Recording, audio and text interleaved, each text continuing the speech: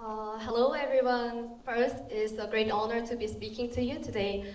Today, I'd like to talk about Dancheongjang, a craftsman with the traditional skills to the Dancheong. Dancheongjang might sound a little bit unfamiliar to someone, right? So before we dive into what Dancheongjang is, let me first explain Dancheong briefly.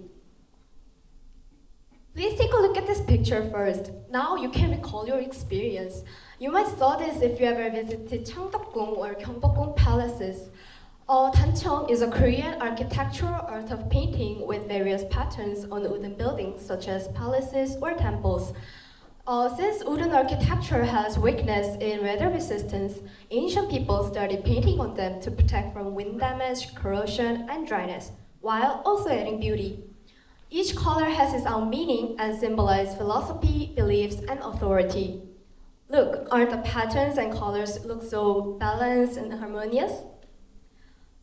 Now, you might be curious, then is Dancheong recognized as a national heritage or is Dancheongjang? My answer to your question is Dancheongjang is a national heritage in Korea.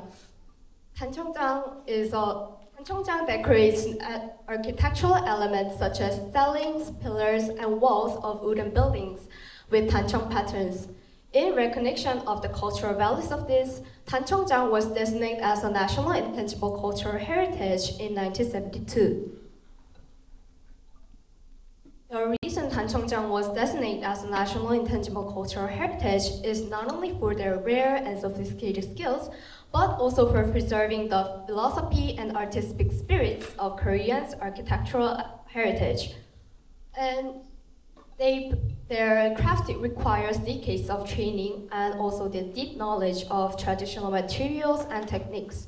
Also, in heritage restoration, they also plays an essential role in here. Therefore, this designation aims to preserve and pass down the skills and other heritage to future generations. Some may think that painting is a simple task, but actually Dancheong work is very precise and delicate process. Let's take a look at more details. First, natural glue is boiled and applied several times onto the surface. This helps to create a solid foundation. Next, a blueprint pierced with tiny holes is placed onto the surface and white powder is dusted over it to transfer the design. Once the outline appears, the coloring begins. Using 5 traditional colors, red, blue, yellow, black, and white, Dancheongjang fills in each section to complete the Dancheong patterns. These techniques have been passed down for hundreds of years, and thanks to the use of natural pigments and also repeated base coating, Dancheong is both beautiful and long-lasting. So one example of heritage restored through this process is restoration of the Dancheong at Shingaesa Temple in Kumgangsan, carried out through cooperation between North and South Korea. This project is led by Dancheongjang Kim Junung from the south and Dancheongjang Kim Suyong from the north. So they reproduce the original patterns faithfully. This project is not only the restoration, but also an academic exchange between two Koreas, carried out through the cooperation and highlighting the Dancheongjang's role very significant.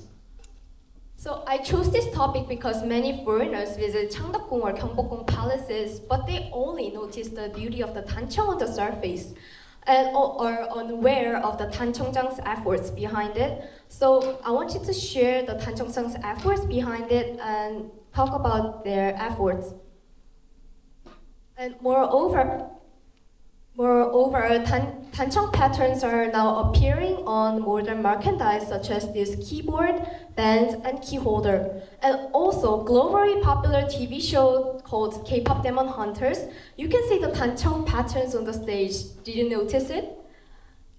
So, okay, today I'd like to share not just their beauty, but also the Dancheongjang's efforts behind it, and to derive your attention and appreciation. And this is the end of my presentation. Thank you for listening.